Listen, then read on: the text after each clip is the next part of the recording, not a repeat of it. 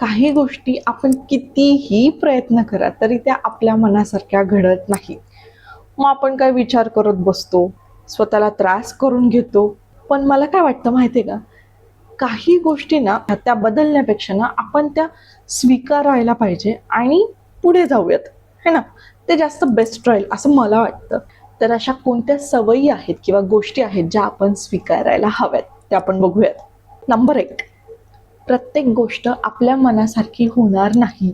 आपण एखाद्या गोष्टीचं प्लॅनिंग केलं किंवा एखाद्या गोष्टीसाठी प्रयत्न केला, पण ठीक आहे, ती नाही ती गोष्ट झाली, ती एखादी संधी वाया जाते, हुकते, चान्स हुकतो, किंवा आपण एखादा निर्णय घेतो, आपल्याला काही दिवसानंतर कळतं की अरे तो निर्णय आपला चुकलेला आहे. अशा गोष्टींमध्ये उगाचच आणि एनर्जी घालायची, वेळ घालायचा, त्याचा विचार करत बसायचं, ते बदलण्याचा प्रयत्न करायचा. ती एकदा एक गोष्ट लक्षात आली ना की हो, हे माझ्या हाताबाहेर गेलेलं आहे, मी याच्यात आता कितीही प्रयत्न केले तरी होणार नाहीये, ती गोष्ट थांबवा आणि पुढे जा.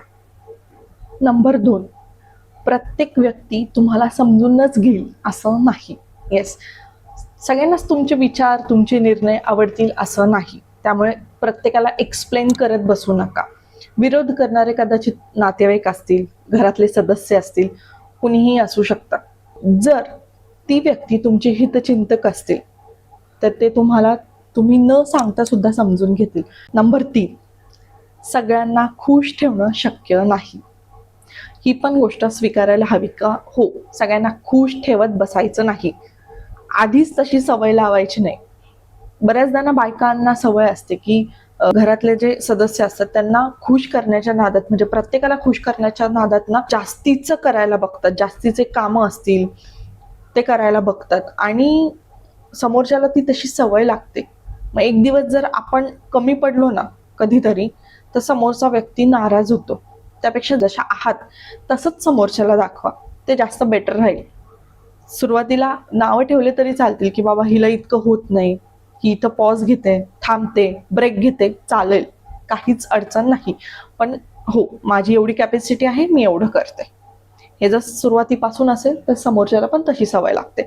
उगाच खोटं इम्प्रेशन झाडत बसायचं नाही. नंबर 4, काही नाती बदलतात.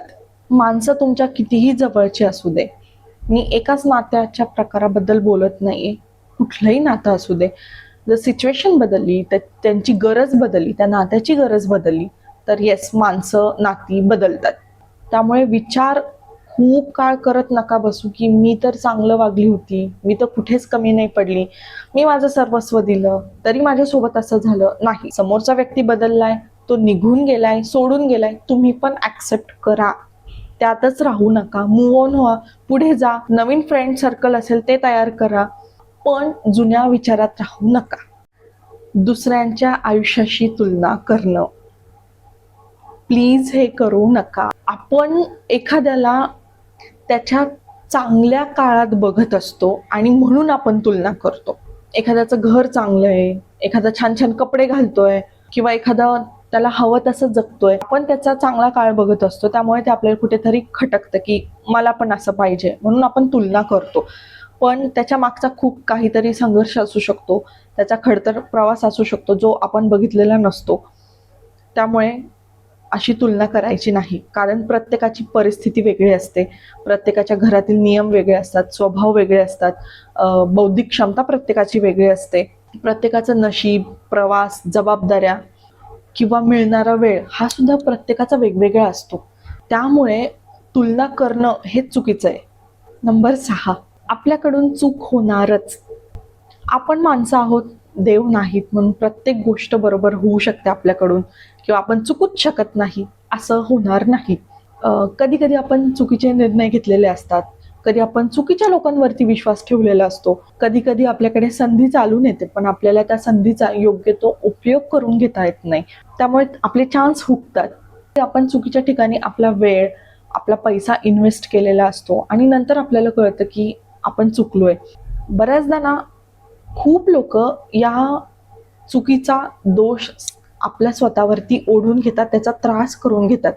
आपण माणसं आहोत, आपण चुकांमधूनच शिकणार आहोत. त्यामुळे त्या केलेल्या चुकांमुळे माणूस पूर्ण चुकीचा ठरत नाही, चुका झालेल्या असतात, ते सोडून द्यायच्या, त्याच्यावर विचार नाही करायचा पुढे काय करायचंय आणि मी काय चांगलं करू शकतो आणि हे बघायचं. नंबर 7, बदलासाठी कधीच उशीर झालेला नसतो.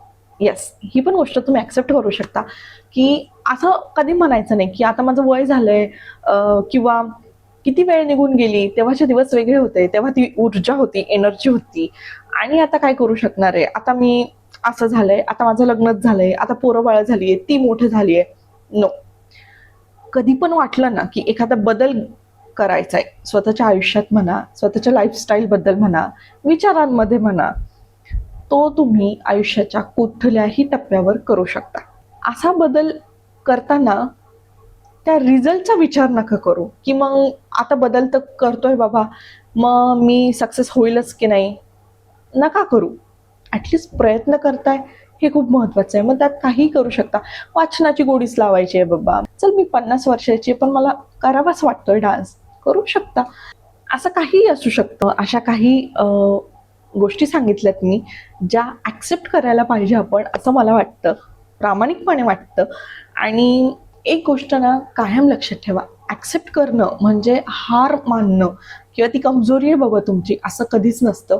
मला असं वाटतं की जे हातात नाही आहे ना ते स्वीकारा, ॲक्सेप्ट करा आणि जे हातात आहे ना त्यावरती काम करा आणि त्याला चांगलं बनवा आणि हेच आयुष्य आहे. बरं, व्हिडिओ आवडला असेल तर लाईक करायला विसरू नका आणि चॅनलला सबस्क्राईब करायला प्लीज विसरू नका. Thank you so much.